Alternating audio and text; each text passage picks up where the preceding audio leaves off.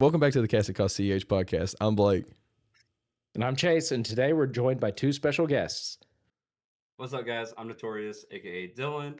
I'm also the owner of Manaval Proxies, and you may have seen me on a couple of videos recently as the Arcum Dagsson guy. Hell yeah.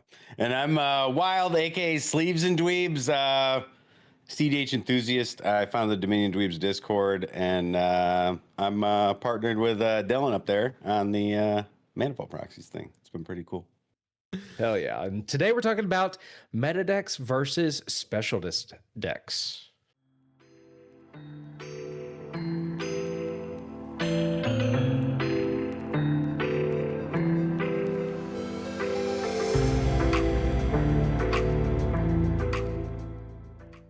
Before we get into everything, obviously, we'll just very quickly housekeeping things. Like, subscribe. If you're not already, join the Patreon. You'll get to see this early, but you won't because you're watching this on YouTube because you aren't on Patreon. So join that.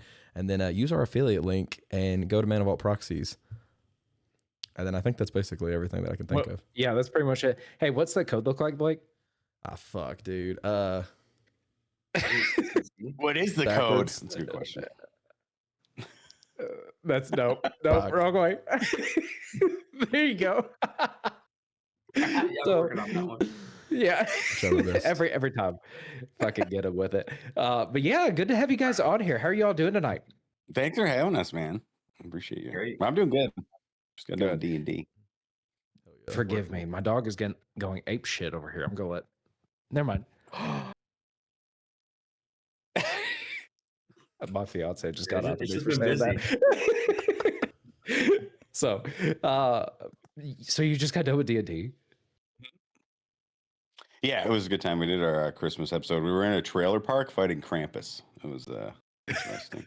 That's fucking awesome. We always do like really goofy episodes for holidays. Like Halloween was weird, and then this one was just the most unhinged session we've ever had. I think it was really funny.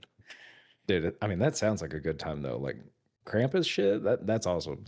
I guess before we kind of get into the topic though for tonight, like tell us like the whole thing behind like doing Manaval Proxies. I do kind of want to know more like what got you into doing all of this. What got us into doing it probably is Notorious wanted to make proxy cards for himself a while back when we were just doing like on the HP printer that we have, just printing out the paper and then cutting it and going around it and sliding it over the top of lands. And then I remember, Notorious, you started using the alcohol to take the art off of the foils, and then you were putting stickers over the top of them. This had to be like a year ago. This is more than that now. This is or like 2 years ago, probably. We've been doing this for like 3 at this point, This the content thing. But this is when I first so we weren't playing like cEDH, we were playing like way overpowered casual. yeah, it's like fringe. We didn't really know what like cEDH was. Mhm. Then so I used to take alcohol, like isopropyl alcohol and like a nail polish remover, mix it, and I would sit over a card like this and just scrub on it with like a little nail polish ball, cue ball or cotton ball. I would do that to remove all the ink off of the front of the cards, and I would just print out these stickers. And I would put it over the card, and I made my own proxies that way. And I did it. They were terrible too. That was like those are probably the first proxies we ever made, but it was just for like us. It was never like planned to be a business or anything. And now Our he's other like friend perfected the actually process. found his, which was We have actually perfected the process. It's impressive the amount of like progress we've made on quality and just like able to scale up the amount of volume that we can handle with like being able to print proxy cards over the last 3 months, because we never anticipated the business to do as well as it has been doing. Like it's like exponentially larger than like we had ever, like I thought we were gonna be like, oh, we'll do like couple proxy decks a month for people in the Discord, like we usually do whenever we decide to do like a project. And it exploded. It was crazy. We've had to do so many things and like jump through so many hoops to just try and the analogy that I like to use is we've been trying to change the tires on a car while it's going 70 miles an hour down the highway. because like we had to change so many things after it started, mid production, mid getting all these orders every week, and it was a challenge. But we ended up getting through it. Like everything's good to go now. It's awesome. Yeah, absolutely. And like you made a comment just a little bit ago, back before we kind of got into the all business thing and things like that. Like, I think you had said something along the lines of like both of you were kind of playing like more fringe stuff like a couple years ago, and then even before you started doing the proxy stuff. And I feel like that kind of really ties into what we are talking about tonight, as far as like, you know, whether or not if it's a good idea, like if you're going into like your first event or you're a seasoned player, to like be able to pick meta decks, or even playing like these either off meta or specialist decks like we're planning on discussing. Like, you know, not all of them are entirely fringe at times, but I guess they kind of start that way. And I know Notorious, like, you know, you've been kicking ass on Arcum Dagsson. That, I mean, you've definitely become like a specialist pilot on that. And I think we've started to see other people starting to pick up that list now, thanks to you. You know, and I even remember like a few weeks ago when I think we sat down with Zach, and, you know, even though it's a meta deck now, like even the idea of Ral, like at the beginning of the year, he had made the comment of like at the beginning of the year before the Invitational, he would not have thought that would have been a meta deck. Like that would have almost been like a specialist deck at the time. And then here we are, it's kind of shaped our format to what it is here at the end of the year. So, you know, I guess kind of going into more of that whole like specialist versus meta, like I do kind of want to get your take on like what kind of made you gravitate toward Arcum. Let's start there. So, well, I don't remember this, but earlier this year, actually, I was primarily playing Magda, and I really liked Magda. It really kicked ass. I was able to perform well on it. The biggest drawback to me, though, was obviously there was a lack of interaction, and then also Magda dies when you sneeze on it. It's a 2-1, right?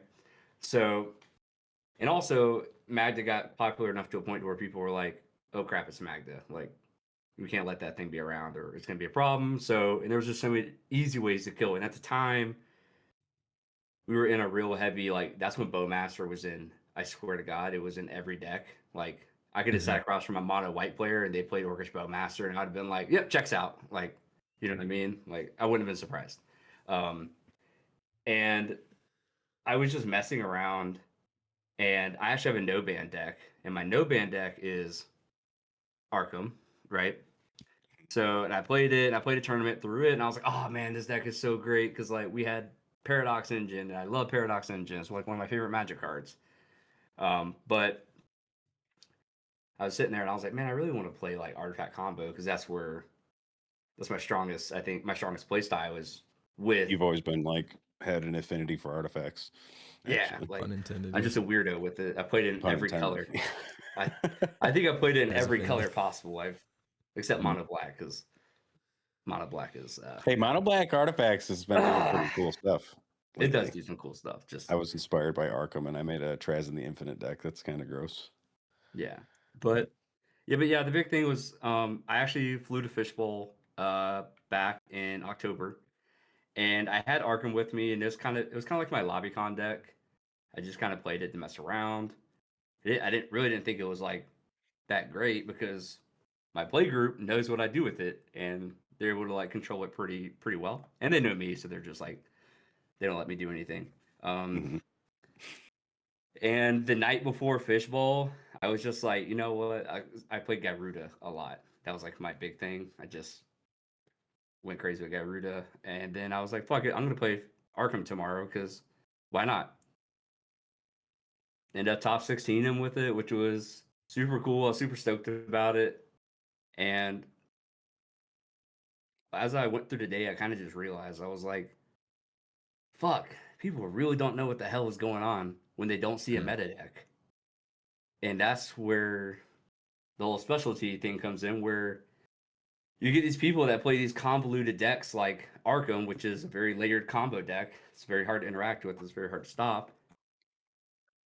And people are so meta blind that they see these outside commanders come in and they almost don't even give it a thought. They're just like, oh, somebody's playing fringe, janky, cEDH casual. You know what I mean? And they ignore it. And then they completely get waffle stopped by it. And it's like, what the hell just happened? And I personally love that. I love that feeling of just being like, yeah, you thought this deck was fucking shit, and now look at you on turn 3. You're dead. Good luck. And I love it. I also think that these type of decks, it always takes a specialist pilot to do well on the deck to put other people onto it, and then that's how it creeps into that meta space to where enough good pilots play a deck that it starts converting. Like look at Rao. Enough good pilots pick that up. They play it, they do well on, then all of a sudden, boom, it's part of the meta. Everybody wants to play it because a couple of people do very well on it, but it's very hard to pilot those decks to its utmost ceiling without I hate to say exclusively playing it, but without actually putting the time and knowledge into like building and brewing it, essentially. Yeah, I totally agree with that. Like, and even though Arcum and Ral are like really good examples of that, like look at the other decks that we've seen placed consistently like throughout the year, like Timna Dargo. Like, even though it was kind of his deck last year before the bans and things like that, like people thought the deck was dead. And then Kellen just comes out of nowhere with the big Landigo event that happened at the beginning of the year, won that on Dardu. And then we've seen it pop up like very consistently throughout the course of the year from that point on. Like you can make that kind of same argument there of it was like more of a specialist deck. Like you had to really know what you're doing with it, and people weren't really prepared for it. In that case, that deck people just thought was dead, and then bam, it just hit you out of nowhere. So yeah, definitely. That's the really cool thing I feel like about the meta right now is that it's yes, there are the meta decks, but there is so much room for innovation and people to come to these events and just completely like take people off guard. Like, do you have something? Well, I think that that's one of the interesting things about the format itself is like it's very self-correcting. Like if people don't like the direction it's going, then they like we don't have to implement bans for you to all of a sudden see the format warp. Like everything was just Ristic Study. Blue Farm dominated the Invitational, and then people like saw that and were like, "Fuck this!" And then now everybody just talks about like how turbo everything is. So I think that it's cool. Like Zach Adler, and I think you even said like it feels like it's living and it's constantly changing. So I think it's cool to see just again like how self-correcting it is, and I think it's funny too because like we just did our top 10 breakdown for like the year, and we looked back at like the start of the year versus now, and so many decks have like the decks have just changed so much over the year itself. And so again, I think it's neat. Like you said, it takes one person to just show up with something, and all of a sudden like people will look at you like you're crazy until you're successful with it, and then they're like, oh, and then they jump on board. One sec also. Yeah, like, well, people want to win there. You want to play stuff that's like does well. I mean, even if they don't know how to play it. So it's like, they're like, oh, well, maybe I'll do really good if I play that deck that's doing really good right now. And, then a lot of people get playing it, and it starts to put numbers in. Like, I poke fun at Wild, but... You're good. I think he's got something going on. Okay. Yeah, one sec, Chase. I'll be right back. Sorry. But I poke fun at Wild, and the dude is absolutely gas on... Like, Crick's one of the better... Wild's one of the better Crick pilots I know. If not, like, the best Crick pilot I know. And... I've been playing that deck since... I started doing cEDH. That was the first one I picked up. Yeah. I was like, I like this because I was doing braids before that. So I was like, when we were doing like fringe stuff for like bracket 4 or like before the brackets were out, like when we were playing like just outside of our cEDH thing in the Discord, I like to play braids because I just like using the graveyard. And then Crick's just so unbelievably fast. Like turn 1, like easy. It was especially before the bans, dude. I could turn 1 every other game, like no problem. Well, and that's what I was about to ask you, because I know with Notorious, we're, obviously, like he's been playing Arcum, he's been going on with the channels and things like that. I was actually going to ask you, like, what is it that you have been playing? Has Crick been what you are playing currently, or? Yeah, Crick's. If I want to I like to screw around and play because I get bored when I play the same thing over and over and over again. I was playing Marnius for a while. I've never had a lot of luck with it. My friend Tim had did crazy well with it after I put him onto it. and it just kind of discouraged me on the whole thing. So I was like, I'm just going back to what I like. I don't interact. I played Crick on stream because I could play my turn and then I didn't have to pay attention for the rest of the turn cycle. And then when I got back to my turn, I would just win. So it was like, it allowed me to do all the other stuff on stream, like interact with chat and all that stuff. So now that I've learned how to pay attention a little better and like find my windows, I do a lot better with that deck. Like now that I'm playing it more, it's really good. When you have like a window, you can just go for it, or you can just win turn one. Like it's so easy.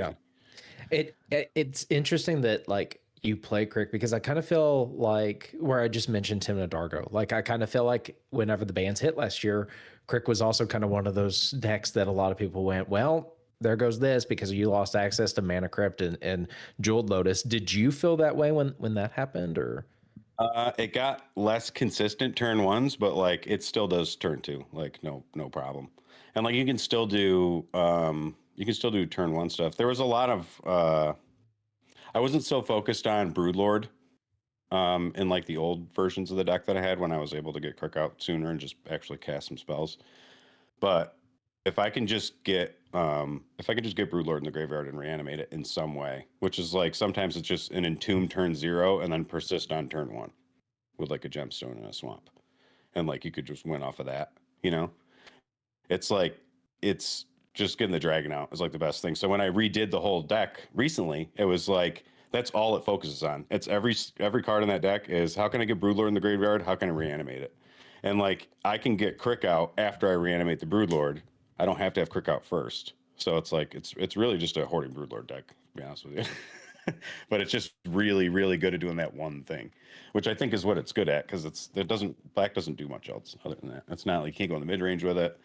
If there's a lot of pieces out that are like stacks pieces or like a lot of advantage pieces, you don't have that. The only advantage piece I have in that deck is Braids, and it's like it just goes fast, or it's just like when you have a window, it just blasts through it, kills everybody. As long if someone doesn't have anything, if they don't counter the first spell you cast, everyone's dead. So you could cast a million spells after that. If they didn't counter the reanimate, they're not countering anything else. Sorry about that, by the way, guys. Like as soon as I heard my wife's not here, she's out with her friends, so like I heard the baby stirring for a second, and I was like, oh, I gotta check. And then right as I went to get up, my headphone goes battery low, and I was like, fuck me, dude. So I like changed the headphones, and I made sure the baby was good. Everything's good. We're back rolling. All the technical issues. It's okay. It's not like we don't have enough of them. It's fine. Oh, good. I should have used the corded headphones from the get go, but I didn't, because it is what it is. But yeah, but it was fine. Everything's good. So sorry about that. I didn't mean to like I said, get up mid recording. But you're good, dude. But yeah, I think the thing that Notorious has on me though is when I sit down at a table and I have Crick, everyone's like, "Oh man, it's Crick." Like I get people mulligan for a Force Will, like for sure, because they don't want to see Crick come out, and it's just I feel you like can be playing against somebody who doesn't know anything, and they're just like, Crick's not happening, and you're like, great, I think that especially people who get overly scared of it. I think that there's a lot to be said about playing the strategies that are well known versus like, I feel like people think they know what Crick does, but like a lot of people don't actually know what the deck does. And then what ends up happening is they like it's the idea of like you're just the fear of the unknown. And so people can make you believe whatever you want to about that deck. And I have that happen to me all the time with like certain strategies and stuff that I play. And so, yeah, like immediately, all of a sudden, the deck that you're playing, it like somebody's literally just like, oh, Crick. And then it's so easy to focus in because you're like, well, of course I can stop blue farm. I know what they're trying to do, breach, tutor or whatever. But then it's like, okay, here, like you get blown out and then blue farm got exactly what they wanted because they're like, oh, yeah, you blew your Force of Will. Here's a Grand Abolisher. Oh, that sucks. Yeah. Yeah. When a lot of times, like maybe counter in me is not the right play, but people get so scared of the fact that I can just pay my life for mana.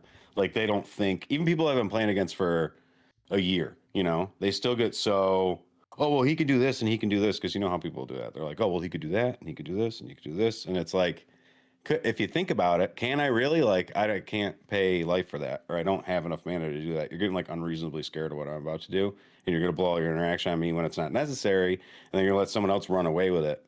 It's like that deck does a lot better when I'm playing against people who are a lot better. When I'm playing against people who are worse and they don't make good game decisions, I do a lot a lot worse because I just get unnecessarily interacted with. And then someone else runs away with the game because they should have been holding that interaction for them. And then maybe wait. Like I might win on my next turn, but we have to get there first. You don't want to take me out like out completely. And I can still do some interaction. I can kill some stuff. You know, I can still politic pretty good on it and be like, oh well, you know, you don't want to do that because I'm going to do this.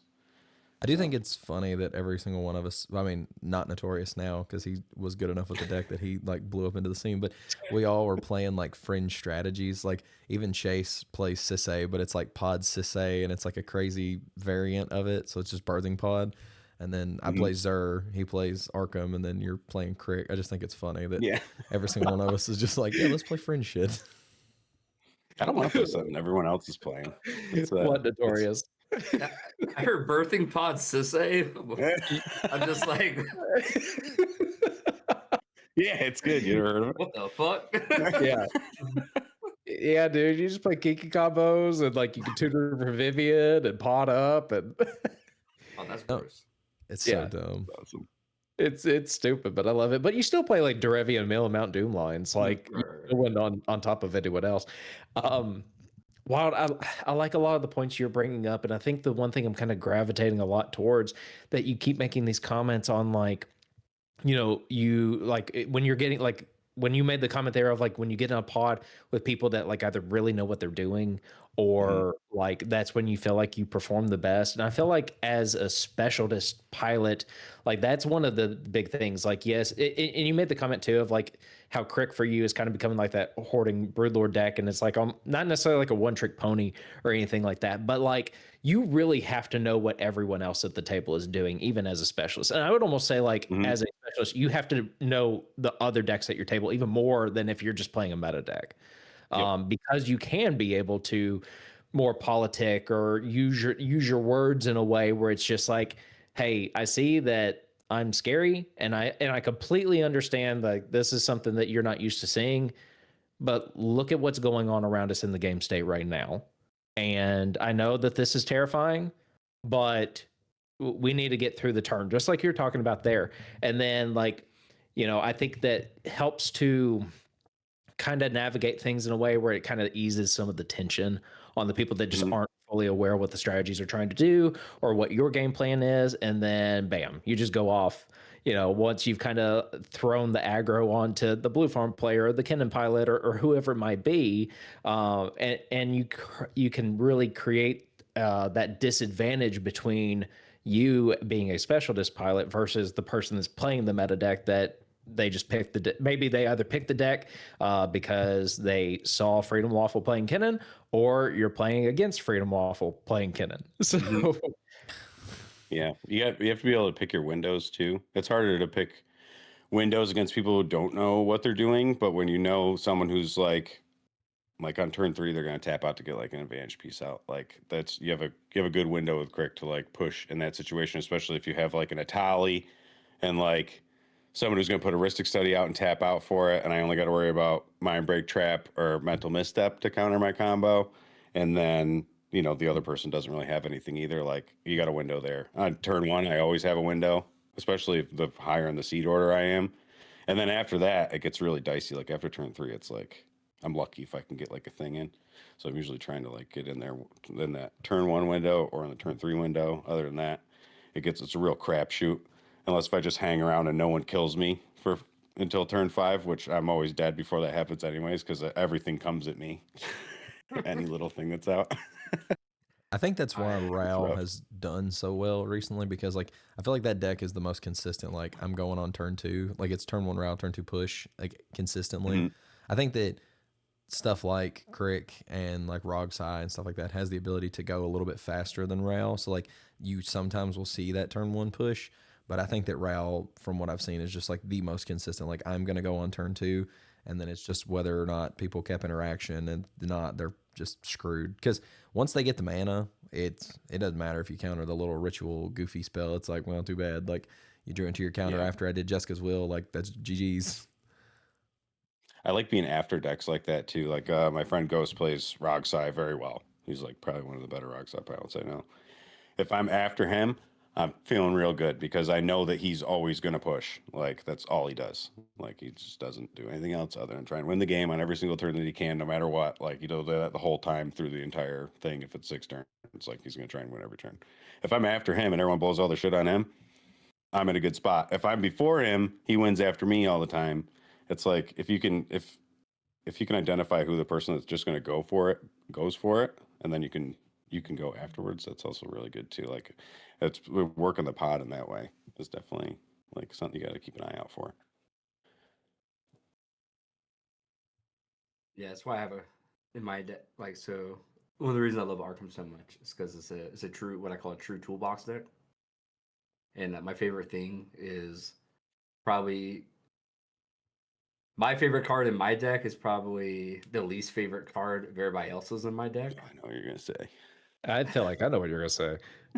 God Pharaoh statue. Yeah, That's my favorite fucking card in my deck. I mean, it's Never mind. nothing better than just watching the life and soul drain out of a turbo player's eyes whenever you just go, all right, I'm gonna tap Arcum on your upkeep. I'm gonna put this God Pharaohs into play. you can't play the game. I just go, okay. You want I to can't draw and artifacts pass, either. or you want to cry about it for 2 minutes. You usually just cry about it for 2 minutes and then pass. And I'm like, it's my favorite. Like, dude, I was so hype on this card that I was playing Mirror Box. Or sorry, not Mirror Box, but Mirror Gallery. Damn Do you it. know what that I card was is? excited about Mirror Box. Yeah. So I think is the name of it Mirror Gallery? Mirror Box? The one that makes it everything legendary rule doesn't apply to your stuff at Mirror all? Box. Mirror box. Yeah, so I was playing Mirror Box with mechanized production for a short stint of time. And the whole point was just put Mirror Box into play. And I go, oh, cool. I'm going to fetch out God Pharaohs, and then I'm going to fetch out mechanized production and put it on God Pharaohs. And just Yeah, you have like 5 God Pharaoh statues. Yeah. Real fun game to play. And I'm like, cool. Y'all having fun yet? And that usually hates me. This is very dumb, but Mirrorbox has like a fun line of text on it that basically says like non-token creatures that have the same name get like +1/+1 for each other creature with the same name. So I have a deck that I built that was Kamal, Heart of Cross of the Partner, and then Sakashima of 1,000 Faces. And the whole strategy is to just reanimate, like make all your lands creatures.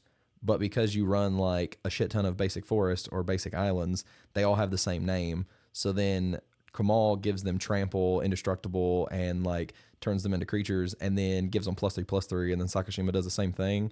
And so I would just like move to combat and swing for like 256 damage at everybody with like islands and forests. And that was the whole theme of the deck, was just Mirror Box, because I wanted to build a deck around Mirror Box. And I was like, how do I do this? And that was what I found out. I was like, fuck yeah. I love stupid casual decks. Yeah. You have the worst stupid casual decks I've ever seen in my life, actually. I always remember like the Dragon's Approach, Thrumming Stone. Those were bad. I went on a kick for a while. Yeah. I do have to ask you about a card, because one of my buddies, the one that helped us with the audio last night, Sean, I saw him right before I came home today, and he was like, you have to ask Notorious about this card, because after you did well with Arcum, he picked up your list immediately and like started playing it. Sick. And like he fucking loves it. But have you ever played Veilstone Amulet?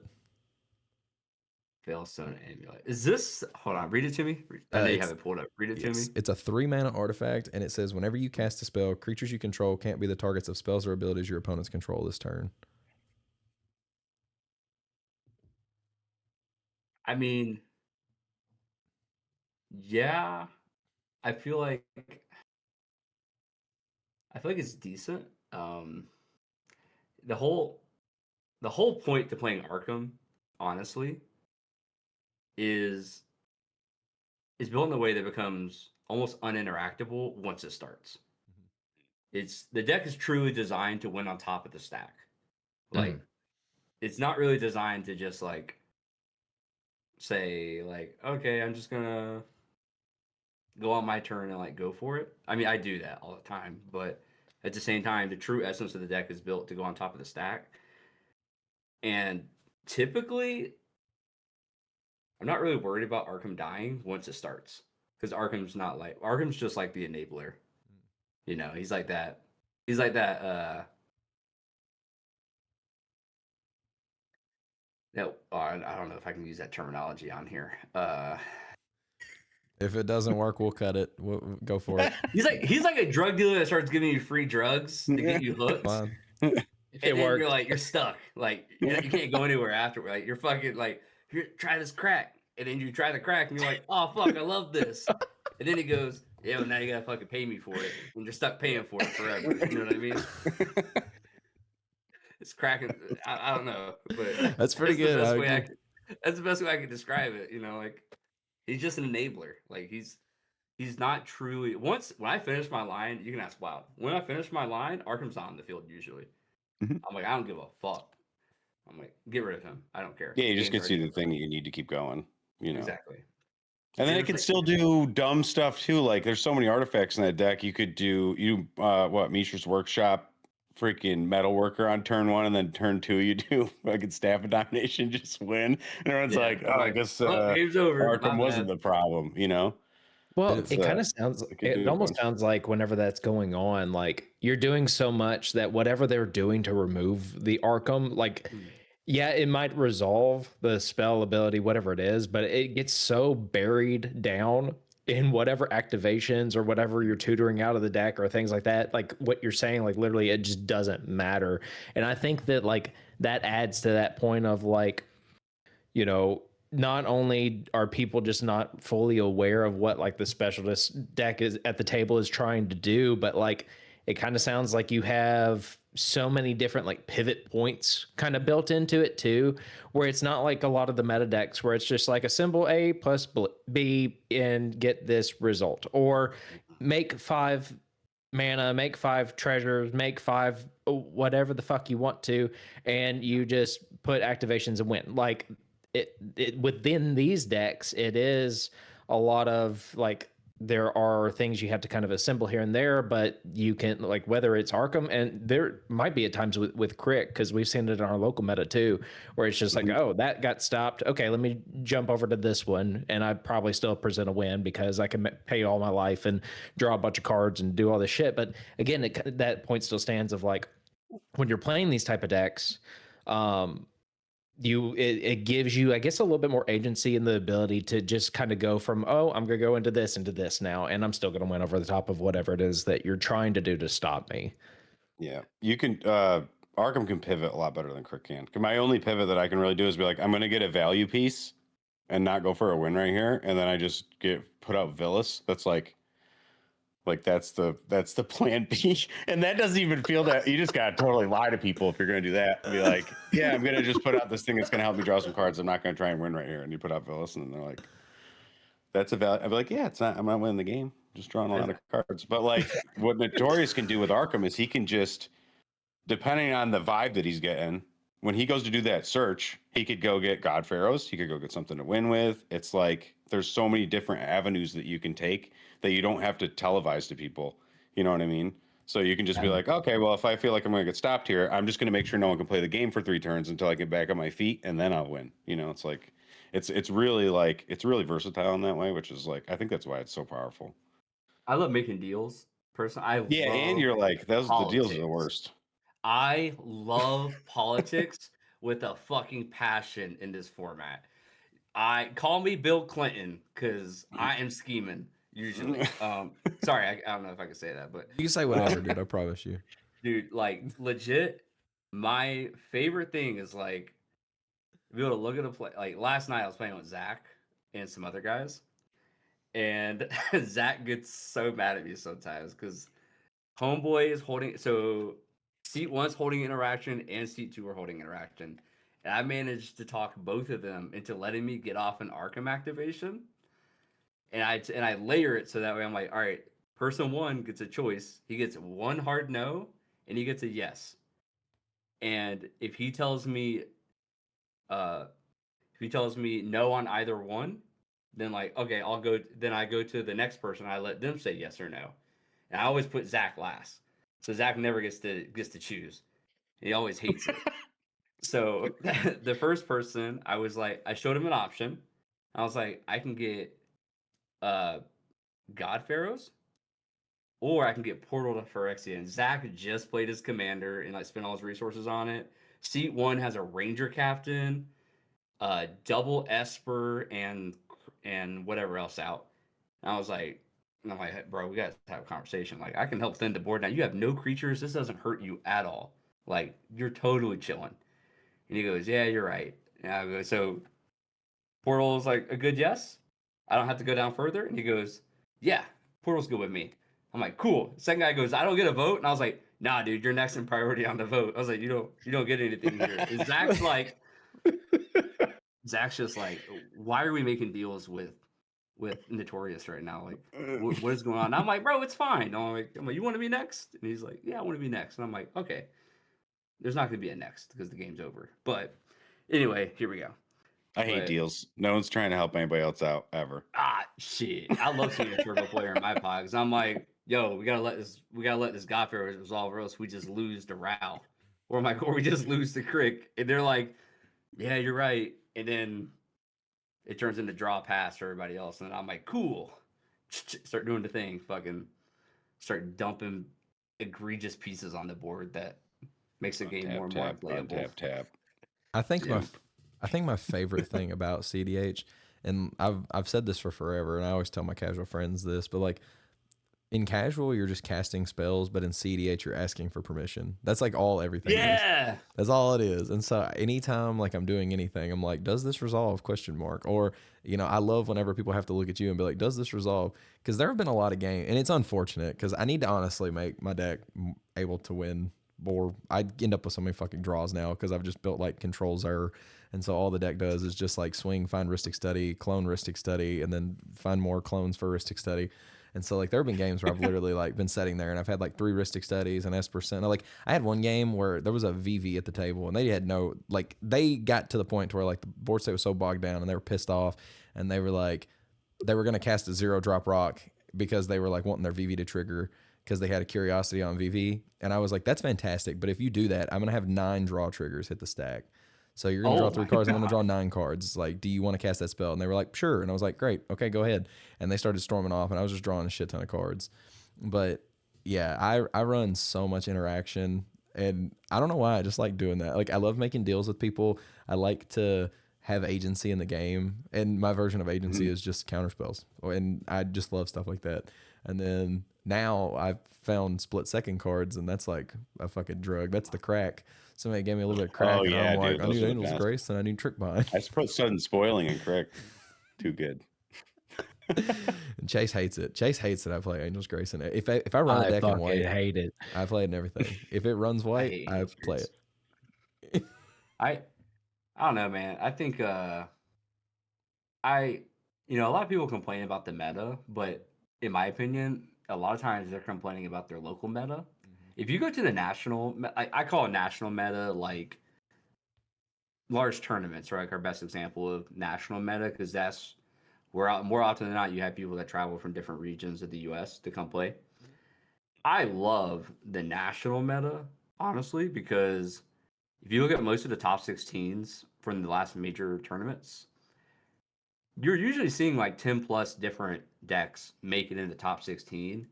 And it's so healthy and so good that like a lot of times you just got to get people out of their comfort zone of like sometimes just leave your local meta for like one tournament before you swap decks.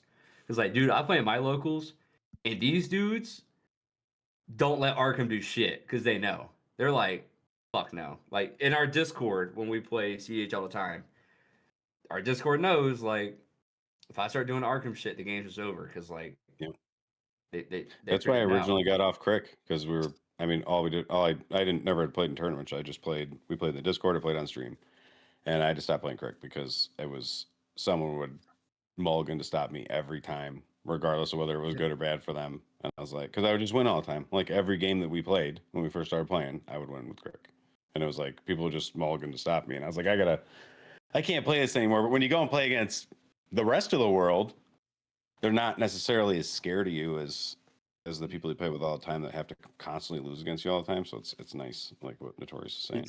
Like the national meta is way better. That's now I get to sit down with like Max P and Zach, and I'm like, that's fucking Zach Adler. Do you know who that is? And he's like, what the fuck? I'm like, he's also playing a Blue Farm. Do you know what deck that is? And he's just like, you're a dick. And I'm like, sorry, bro. I gotta deflect a little bit here. Like, fucking, I don't like being the target either. But This guy won the envy. yo, I'm like, this is the Yeah. out of all the Blue Farms, he came out on top. Like, think about that. This is the blue Get his farm. ass. Yeah. No, But I like that game I played at Frenzy because it was the one where I ended up doing the top 4 for the creator thing. It's because it was Gold Sabertooth, Pigeon, Hire, and me. And I was like, I do not feel like the scariest person at the table, even though I'm playing Crick. This is really good for me. And I won that game. So I was like, everybody is colors. No one's worried about me, dude. If anything, I'm the worst person here. So like I got a pretty good shot right now. See, I think that that's one of the things that's always tough about games with Chase. I've said this for forever. I love Chase, but anytime we play together, this is what happens. Like Chase immediately will assess me as a threat, unless there are like really good players at the table. Like if we're playing against like a Kellen or somebody that's like very good. You know, like he'll assess them because he knows that they're good. But if we're just playing against like local people or other people that are like roughly the same skill level, he'll assess me as the threat. And then I run into this problem where I feel like I see somebody else at the table that's a threat, but I can't point to that person and go, you're the threat, because then they immediately side with Chase and they go, no, Chase is right, Blake's the threat. So then I've created a 2v1 and then the third person just goes, yeah, Blake's the threat. And I'm like, fuck you guys, no. So immediately it's like Chase goes, Blake's the threat. And I have to go, no, Chase is the threat. And a lot of times when Chase is pointing at me saying that I'm the threat, I'm more threatening than him. So people don't believe me anyway. And then I just end up getting fucking murdered in the games. And then somebody just like runs away with it. And it's because he knows that I'm a sandbagging motherfucker. I keep interaction like crazy. But it's like, I'm not a threat. I'm just running counter magic. Leave me the fuck alone. The only thing I heard you say was that I was correct. And so we had a Selvala with an Emrakul on board. They're fixing to untap and make 13 fucking mana going into their turn. And y'all silenced me in my upkeep on Sithis. Well, It's to just be Zavala, fair, bro. you're the one that dropped a turn 2 Concordant Crossroads, didn't follow up with anything going into the Savala players. No, turn. he didn't even use any of the haste enabling at all. And I was going That's to. bullshit. I had so many creatures in my hand that I was actually going to do stuff with, and an Orcish Bowmaster came down, and then I was fucked. But again, this is... Yo, I can't wait to play with y'all so I can be like, yo, Chase is right. Blake is the fucking problem right now. we gotta handle this. We're literally Notorious like a married couple. Notorious has like 6 God Pharaohs, and he's like, Blake's a problem, and I'm setting Yo, over there with like 2 lands. you need and me. nothing. I'd be like, I'm just trying to make the game last longer. I want to play Magic. I want another turn. That's my favorite line. I just want another turn. Oh my God. My favorite thing is, sorry, Chase. My favorite thing is whenever people say the phrase, if you do this, I can't interact. And I'm like, good, I'm the interactive deck, get fucked. And then I do it anyway. No. No, God, no. That's a discussion for a different day. But I think one thing that I was going to go back to is before we got into the random tangent in our previous gameplays where Blake tries to fuck me, like, you know, you all were talking about the idea of like when you go to like the national or like a US meta or like however people want to approach that idea, like it's much more freeing. Like you can actually like kind of sit down and like play the deck that you're wanting to play and play the games that you're wanting to compared to the local meta. What would you guys say would be like the pros to taking a like almost like learning a specialty type deck as opposed to a meta deck and taking it to bigger events? Like what are the pros of that you all see? You want to start off? Or want me to start off? You can go. Okay. I would say to me the biggest is when I sit down and people go, "Can I read your commander?" And I'm like, "Yes, you can." And I hand it to them. I let them read it, and they're instantly put in a position because obviously with comp REL rules, like you can't look up a deck. Like once you're at a table, like your phone is pretty much off limits. So you can't look up a deck. You can't like any of this stuff. You're kind of very much reliant on being people being face value with you. on what their commander does. And my favorite thing is, honestly, I don't have to lie when it comes to my deck. I'm very big about that. I'm gonna tell you exactly how I win. I tell everybody it takes me 3 activations to win the game, and that's if I go down a combo route. And I'll tell you if I'm going. You'll know if I'm going down a combo route, because I'll tell you, because usually the game's over if I go down a combo route. But I tell them all the time, like, I do not plan on winning this game fast. I'm here to play Magic for more than 10 minutes, hopefully. I just want to get another turn. Like my deck's because my deck's not inherently built to win like a turbo deck. So the beauty is you have some of these decks that have so much heat on them, like Ral. You have decks like Crick, which are Boogeymans. You got Blue Farm, Roxai, whatever, You have these decks that they have so much heat on them that you almost instantly, like, people go, they read it and they go, never seen it before, don't care. Boom. Roxai, fuck. Ral, fuck. Blue Farm, please help me. It's they kind of go down this road of they don't really open their mind to actually read. They get so meta pilled, they don't read a commander and think about the options that are available inside that deck. Like, I think you're playing a casual deck. Yeah, like my deck runs probably, I say, usually 80% of the time I put a card on the stack. People go, "What the fuck does that do?" And I'm like, I have to hand it to them. Like, here you go. Like, read it. It's just a shitty dork. It's a shitty artifact creature that doesn't really do anything. Or I'm like, this helps me untap stuff, or this helps me do whatever. Or I can, my big thing is like, it helped me untap your stuff. I can untap your stuff with this if we need you. It opens you to politicking more when you have these specialty decks, because people don't know exactly what you're doing. And you get to talk, and you just look. That's Ral. We all know what Ral is trying to do. That's TNT. We all know what TNT is trying to do. That's Blue Farm. I hope we all know what Blue Farm is trying to do. Like, you immediately have this level of heat. I feel like the target vision is not really. You're not the front of the line. Usually, it's the deck that people associate with losing to the most is kind of like the forefront.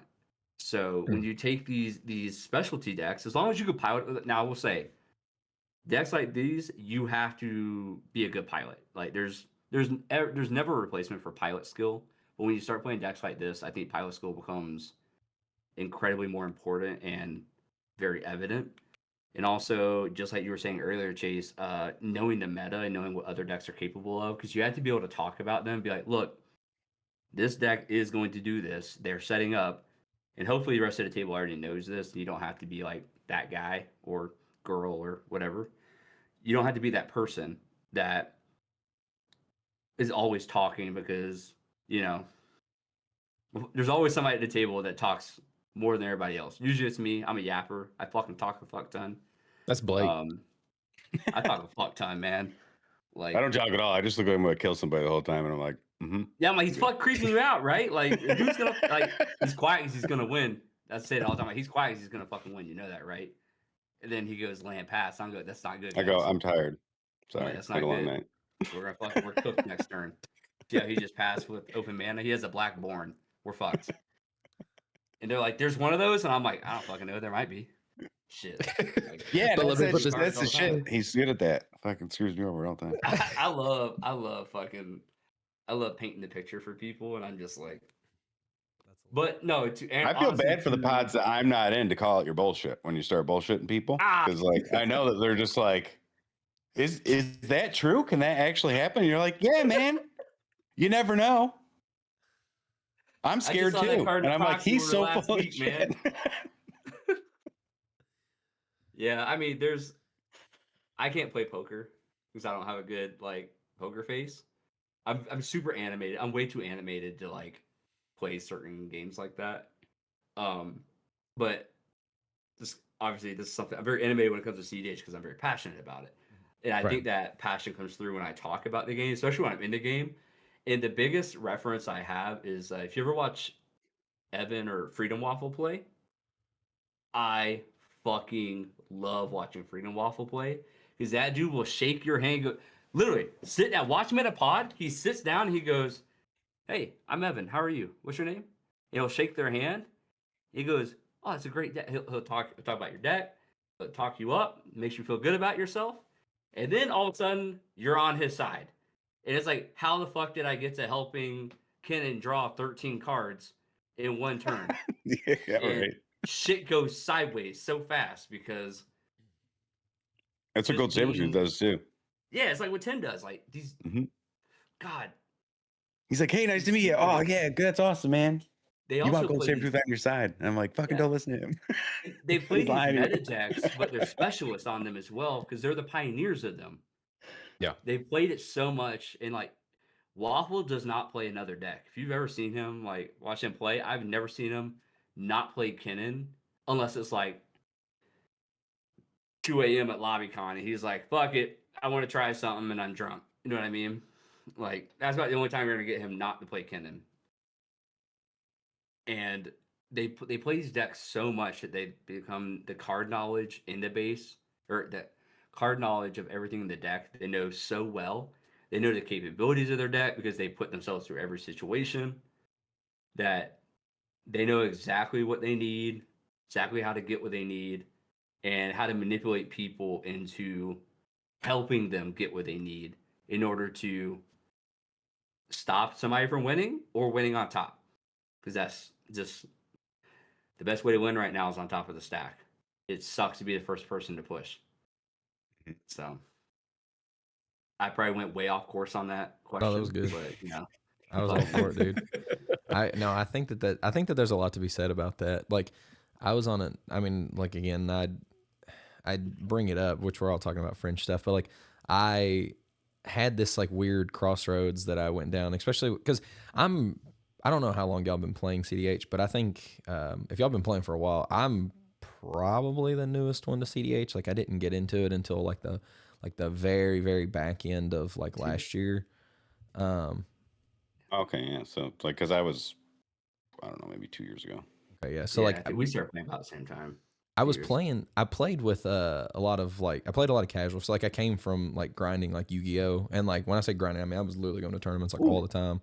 And ever since I was like little, I was like 12. And then eventually I got tired of playing because all my friends fucking quit. And then I started judging events. So I went and like got my certificate to do that, and then started going to events and judging. And then I'd play some and I'd judge some. And then when I came into Magic, I didn't even want to get into the format. My friends were just like, "Hey, you have to play this game because like we're not playing Yu-Gi-Oh anymore, so you should just learn this." And I was like, "Okay, cool. What is it?" And they were like, "Oh, it's Commander." And I watched a video from Mitch at the Commander's Quarters and the professor over at Tulane Community College, and they built a Zur deck, and it was literally like it said like this is how you'll lose your friends. And I was like, "Yeah, fuck these guys. I'm gonna build this deck." Mm-hmm. And then I sucked with the my deck. favorite. It was really bad. I love Salt of the Earth. Yeah, it was very bad. I did awful with it, and then I kept powering it up, and then they wouldn't let me play it anymore. But yeah, I eventually like I got into cEDH with the deck, and I was playing it, and I was just doing terrible. Like I'd take it to events, I'd fucking scrub out, I'd do awful. Like I'd go like 0-5-0, you know, just terrible. And like I wasn't having success with it. But then like locally, I would play, and I'd be doing fine. I was like, I don't understand what's going on. And then me and Chase actually met after, I don't know if both of us scrubbed out of that event, but I definitely scrubbed out of that event. Like I got my ass kicked. I remember the very last game, I got beat by a ROG side that like pregame ley line and then just fucking cooked me before I ever got a turn. And I was like, oh, this game sucks. I hate this.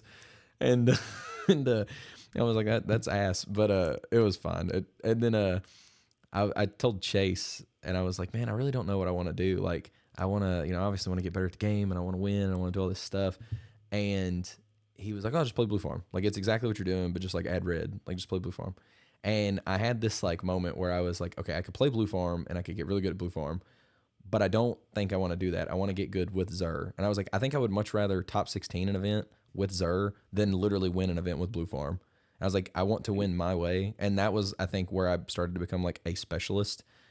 And so like I just stuck with the deck. And then like finally I got my very first like win, not a win of the whole event, but like I got a win in a game at a tournament, and then I got a couple wins, and then I started doing better, and then eventually I finally like I set a goal where I was like, okay, I want a top 16. An event was there, and then I top 16. It was a smaller event. It was like 50 something players, and I was like, okay, cool. Now I want a top 16, like a 60 plus player event, and then I went and I top 16 like an 87 player event was there, and so like now I'm like, okay, now I want a top 4 with the day. So like I think there's a lot to be said about truly knowing your deck. Like I can sit down in a game against people that are playing meta strategies, and it's like, okay, I understand what their deck's doing. I know like what I need to be ready for, but they're not really sure what I'm doing. Like a lot of people see Zer and they just think like Necropotence, and I'm like, nope, that's not it at all. Like I'm just drawing a shit ton of cards, and I'm just gonna find Rhystic Studies, and like if Zer never comes down, then like that's fine. Like I can build the deck as like very commander agnostic, or I can just like go into like swing and get stuff.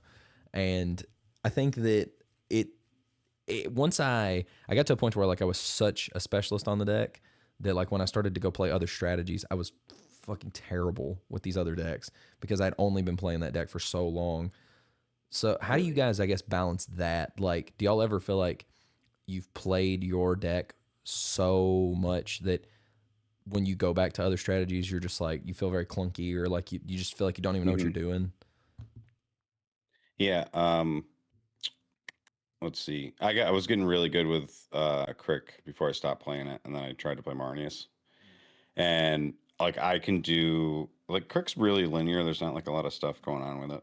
Like it's pretty much just the same thing over and over again. There's a couple things that you can like pivot into. But when I started doing Marnius, it was like it wasn't what I was comfortable doing. So I was really struggling with it all the time. Like I was like, I know what I have to do here. I know what other people do with this deck. I can't make these things happen. And it kind of sucked. So I was like, I want to be like you were just saying. I want to what I'm going to start doing now that I've been doing really well with Crick lately, and I've been getting a lot of compliments about how I play it. I want to do that, like be the specialist thing. It's like I don't care if like people say that it's not appropriate for the meta at the moment. If it used to be better earlier, if it's not as good now, I want to play that deck all the time, and I want to be like surgical with it. Where it's like it doesn't matter what's going on. Like I'm going to be like scary with it, regardless of like what cards are gone, what cards exist, like what decks I have to play against, what decks don't exist anymore. Like I think there's a lot to be said about being like a mercenary with the one specific deck that you play, because you see a lot of people that play like just commanders that aren't in the meta.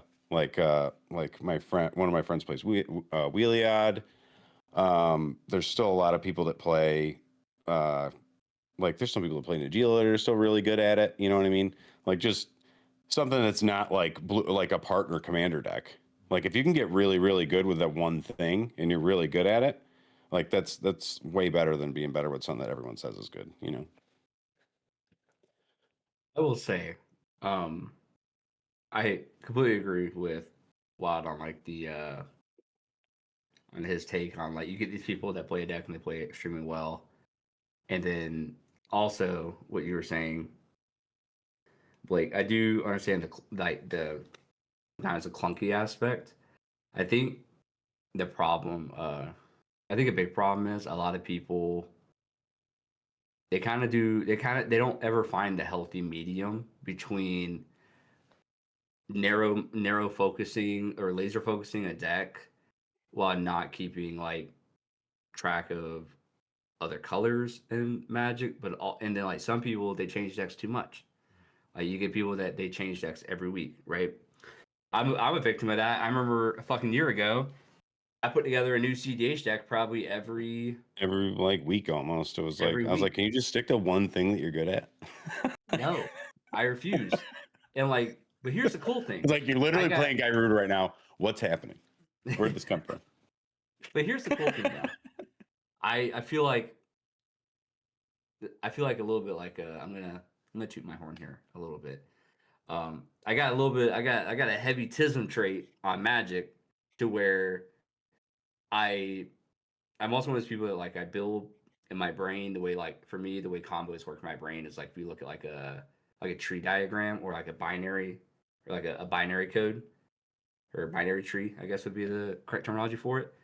The way I build combos in my head is I start with colors, and then it branches, and where like the trees touch, you get the other combo pieces. And I kind of associate the cEDH card pool in that aspect, to where as long as you know generally what each color is doing and you know the color combos in each deck, I believe you can play any deck possible. You can play any deck. Are you going to play it proficiently? Probably not. But you're going to know, like, this is an Esper deck. Oh, shit. Thassa's Oracle, Smother, and like, you start naming off cards that you know are an issue in those colors. You know what I mean? And then all you got to do is read, like, what's the terminology? Like, when you read, when you read something and you connect the dots, what's the terminology there I'm thinking of? You can extrapolate, kind of, or Buddy, I know exactly what you're talking about. We're from Kentucky. We don't use big words here. I'm big braining myself right now. I'm good with numbers. I don't read. You over IQ'd. These books behind me ain't mine. They're my wife's. It's a green screen. Reading comprehension essentially is what I'm reading towards, or what I'm reading towards. You got to be able to read a commander, and like just use your brain, use your card knowledge, the card knowledge in your head, to kind of figure out what's going on, like, or just expose yourself as much as possible to as many different decks as possible, and you should be able to sponge up a lot of information when it comes to this stuff, to where you can essentially, like, if I fucking play, I've never played Crick, but I guarantee you, if I picked Crick up, I know exactly what the fuck to do, because I watched this guy play it so goddamn much. I've lost to it so damn much that I know the key pieces I'm looking for, at least. Right. Even then, like, I played. I went to Warden's or LGS up here yesterday, and one of my friends up there is playing Arcum, because you're playing Arcum. Like, they're like, oh, I guess there's a Notorious Arcum list. Blah blah blah. You should. I was like, I don't have a deck. I just come up here to get sleeves, and I've been here for like an hour. And it's like, I was like, all right, well, I'll do a quick one with you guys. And I got Arcum. I've watched you play it so many times that I was like, okay, cool. I can dump my whole hand on turn one with like a metal worker. I was like, but like, that doesn't feel right. And I was like, also, where do I do like after this? Like, I can get Arcum out. I got the activation. Like, the way that you play that deck, I can't play it the same way, because I don't know where to go with it. I feel like I'm driving a car with my eyes closed. You know what I mean? Yeah. Like, you know how to maneuver through the minefield of what's about to happen. No, because you can get through pretty much anything with that deck, not to like fucking blow up your ego too much, but like, you're very good at navigating whatever pod you're in. And like, whether it be through politics or like just getting the right cards out because you know what everyone else is about to do. I can't do that same kind of thing. And it's probably the same thing with Crick too. I remember we were playing it a while, like when I think it was when Ghost was over here and we were at the house. You're like, oh, let me play Crick real quick. And you were like, I don't even know what to fucking do right now. This sucks. Like, you didn't even do anything. How the fuck do it's like, you have to know, like, you can, like, even if you know all the cards and what all the cards do, like, you have to be able to play with your eyes closed. You know what I mean? And that's why most people are good at the things that they play anyways. But it is beneficial to know what generally every color combination is trying to do in general. Just because it helps you out with politicking, it helps you out with playing your own deck, it helps you out with finding your windows. Like, you need to be well versed in the 4,000 cards that are used to play cEDH and like how they intermingle with each other. Because if you're not, you're going to be at a disadvantage. I think that was where I struggled with a lot when I first started playing. Is I was like I remember down in PA, someone plays Anala. First time I played against Anala, I was like, I can't even think about what this does right now. Like, Spellseeker didn't come to mind. I didn't know what I was like, what's happening here? It was like when I played against Lemorin, I had asked Ian, I was like, all these cards are in Japanese. I don't know what's happening. Oh my God. Like, what does that do? I was like, I have a surgical extraction and a dream, dude. I don't know what any of these cards do. I'm so confused right now. I was like at a very big disadvantage in that game.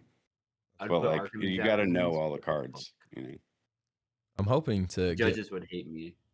I'm hoping to get more familiar with the card pool that is in cEDH, because I was talking to Notorious, but I put together, because like obviously we play games and stuff on the channel, and here recently it's been a lot of the same stuff, because I don't think I've proxied out a new list. Good gosh, man. I don't think I've printed off a proxy just because I've been broke as shit. Just saying. But I haven't printed out a proxy since like right around the time I think Kellen won Lane Go. It's like it was a while back. No, we know a guy, you know. And so like now I changed jobs and things are a lot better. And so I put a list together because I was like, what are all the decks that like we just either could have on the channel or should have on the channel? And I was like, fuck it. I just started like putting a bunch of like I had this strategy in my head where I went on Moxfield and I put a list into Moxfield, and then what I did is I found another list that I wanted to play, and I used the compare feature, and any of the cards that were not shared within the deck, I just copied those and pasted them into the list, and I just kept doing that with all these decks that I wanted to play. And some list I would literally copy it and paste it in there, and every card was in the deck because I had so many fucking proxies. And so now I've put together a list of like 950 cards that are just like common, like so that you could play a shit ton of different decks. And I was telling Notorious, I was like, I'm just gonna order this, and then I've got every fucking deck under the sun, and then me and Chase can just play whatever for the channel. We can have whatever we want for the channel, and so that is something I'm excited for. But now it got me thinking because one of our buddies, the one that was in here before we got recording, Jake, he started doing something where he was playing a new deck each month. So he would just like take a different deck to a tournament. And, like he would play it for a bit and then take it to a tournament and see how he could do, and then he'd do it again. Because I mean, his main deck is Blue Farm. It's Granny in the Club. You should check it out. But he now he's just again like every month he's playing a different deck. So I've been such a specialist, I feel like, with my deck for so long that now after I go to Manaval Proxies and get a shit ton of proxies, like you should, use the affiliate link in the description. I'm thinking about trying like a different deck each month, like just like committing to it, playing it for that month, just sticking with it, and then towards the end of the month, taking it to an event, and then just tracking my progress with it. And then I'm gonna take my big bulk thing of proxies, I'm gonna build another deck out of it, and then I'm gonna do it again. And I just want to see if that helps me actually like broaden my knowledge on the format. And then after I've done that a couple times, pick up Zur, take it to an event, and see like, man, what did I learn from doing that? Because I think the first time I picked up a deck and played it a bunch that wasn't Zur and like truly committed, just like playing it a ton, was Dargo Timna. And then I remember the first time that I was at an event and I came across a Dargo Timna at the event while I was on Zur, and they were trying to get away with stuff because the other players at the table didn't know what they were doing. And I was just the whole time calling out exactly what they were doing because I knew what was happening, and it felt like a superpower. So I'm actually excited to, I guess, rather than just like sticking to the one deck for a while, like branch out and play different stuff. Which also, thank you to you guys for giving people the opportunity to do stuff like that by printing these awesome proxies.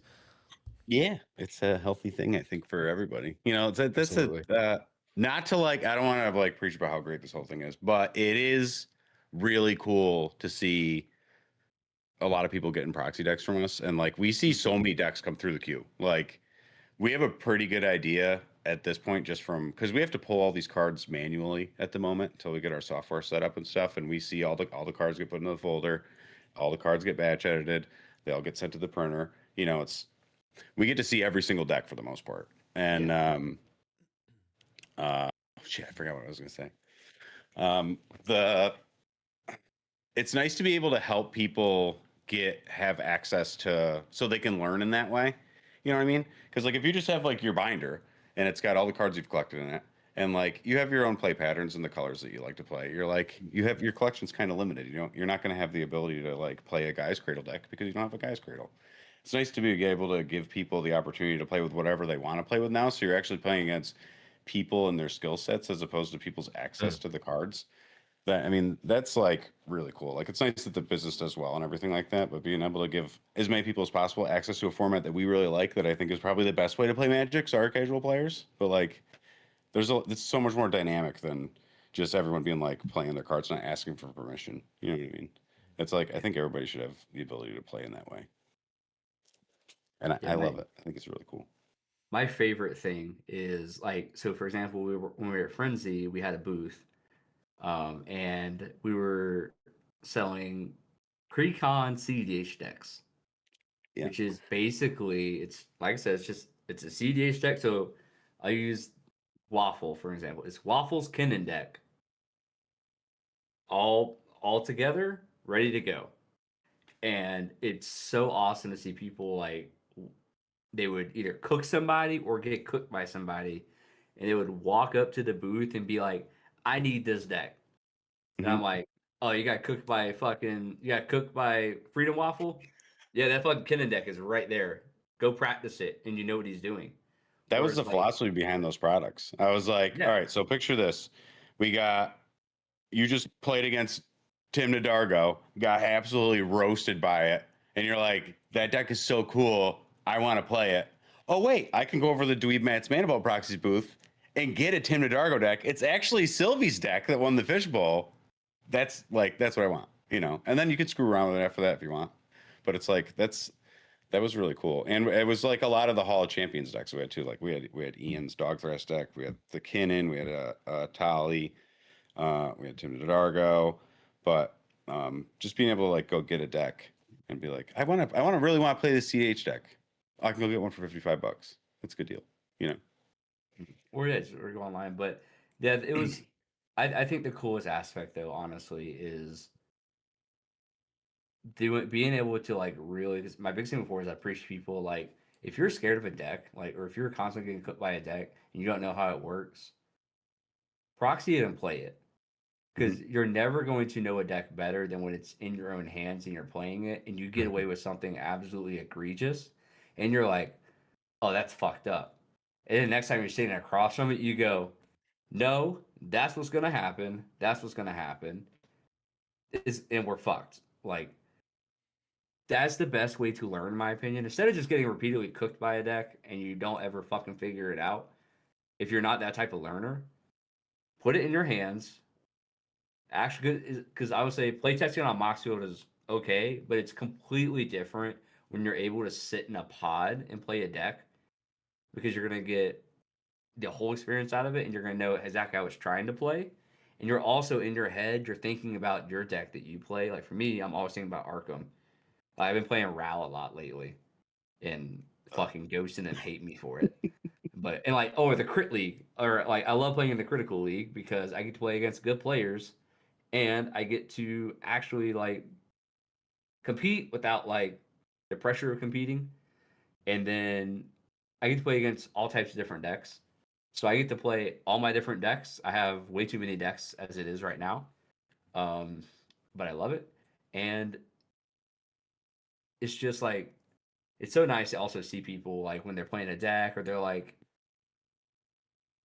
being able to get back to essentially it's like being able to get back to the community in a way that's like, hey, there is an option that you don't have to just go spend X amount of money at NPC fill or whatever and wait, a month to get your cards, or like you can order from another site that, you pay an egregious amount of money for and your cards show up and they're like dog water. Like I hate, you know what I mean? Like I'm not Oh, gonna I mean, they're out there. I can use show you. names, Like, but I got examples. yeah, but I don't But want to do all we that. like Our stuff speaks for itself, which is the great part. easily could have done like $100 decks and done Yeah. like worse quality, I think, because like we stumbled across the worst quality while we were working towards the quality that we have now. Mm-hmm. And like people probably would have paid twice as much for the decks if we charged it. But like we looked at what it costs to like make them, and then like I've always had a philosophy when I do things like with any of like the contracting business I have or anything like that. It's better to like hook people up, because that's how you like develop customers that are going to last a very long time, because they're going to want to return to you to keep getting the things that they're getting from you, because you're not taking advantage of them. So that's what was one of the things when I talked to Notorious about this from the get-go. I was like, we need to like make sure that this is like something that I would feel comfortable with, or if I thought about someone that I knew who was like generally uncomfortable with everything. It was like, would it make them happy to be like paying the prices that they're paying and getting the quality that they're getting, and like making sure it shows up in a way where they feel like we're taking care of them, or like we care about their products and stuff like that. That's really important with this kind of stuff, because I like really care about the cEDH community, and I really care about Magic, and I want as many people to play as Magic as much as possible. So making sure that we like do take the steps to make sure that our stuff's like good and we're not like taking advantage of anybody, because there's things out there that do that. Like, we don't want to be one of those things for sure. Like, we're very mindful of that and everything that we do. Yeah.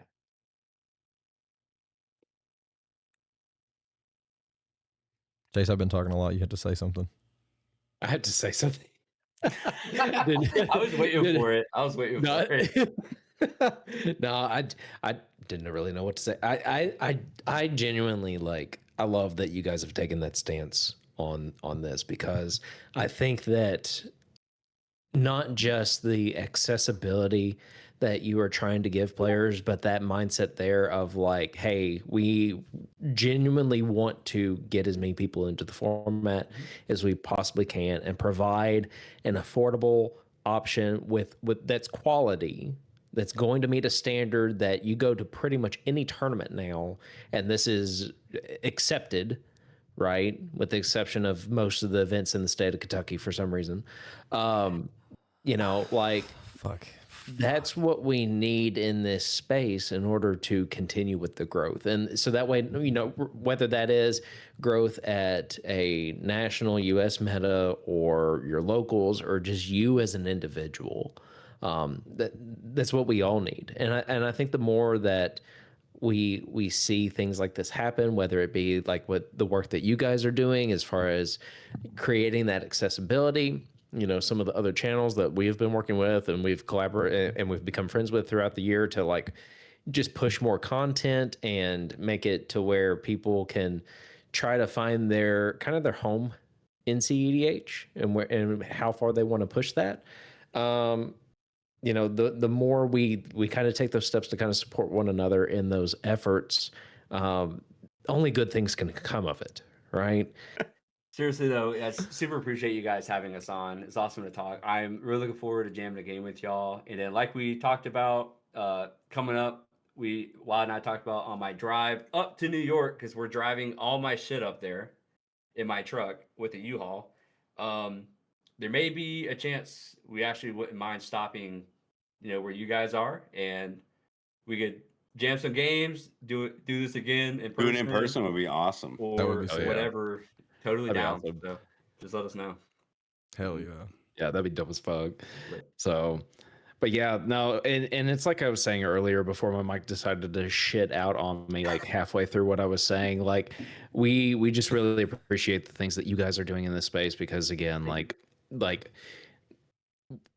we need more of this. We need more people just trying to figure out how to make things as accessible as they possibly can, so that way we can all just continue to enjoy this game that we love. So thank you all for that. So Blake, you got anything? Nope, no more cum jokes. I got all the cum jokes, but we'll do those for later. He's dry. We got way more podcast episodes. He's dry. We gotta save it for future episodes. Oh, dude, I'm showing up with a list whenever we do the gameplay or the in person. I'm gonna have a fucking scroll. It's gonna be nothing but cum euphemisms. Oh my God. It'd be fantastic. Be ready. So, yeah, I don't have anything else either. So, again, thank you guys for being on here with us tonight. And just like they were saying, go on ahead and go to Manaval Proxies. You can find that in our affiliate link down below. You can click the link there. Go print off whatever deck you really want, and also like the display card kind of thing that Notorious was talking about. Also, links to our Discord and Patreon down below, as well as the Kentucky cEDH Discord. So if you're in the nearby area, like nearby states, or you're in the state itself, join that as well, because that's continuously growing within the state, and that's how we can only get events that are proxy friendly, is by continuing to push those things. So if you haven't joined that all, go on ahead and do it. Blake, you got something to say? You're just waiting for me. Okay, fair enough. So yeah, all those things, like, comment, subscribe, and as always, Go play some cEDH.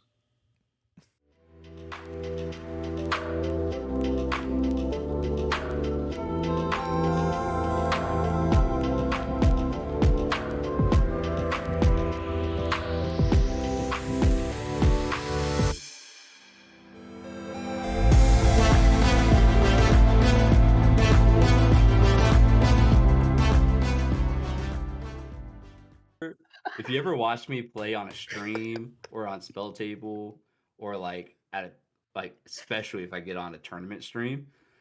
So I have Tim's Arcum mat, right? And if you've never seen it, it has. Well, if I could pull it up I can pull it up right now. I have it on my fucking desk under my key. I gotta move my bow out of the way. Okay, so Watch closely.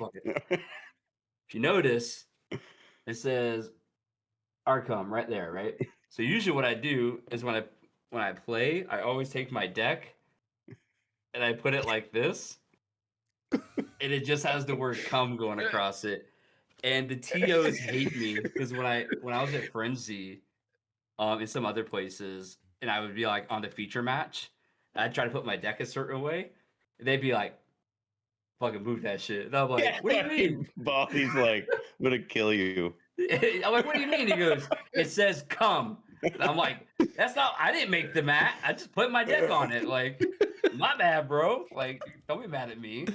Or like it's like the you have to. So technically, like when you go to tournaments and you name your deck, you can only name it like it has to be an appropriate name. I got yelled at because they called mine "suck my crick," and Yeah, that wasn't good. yeah. And I can't put Arc-Cum Factory. Doesn't work. I'll get in trouble.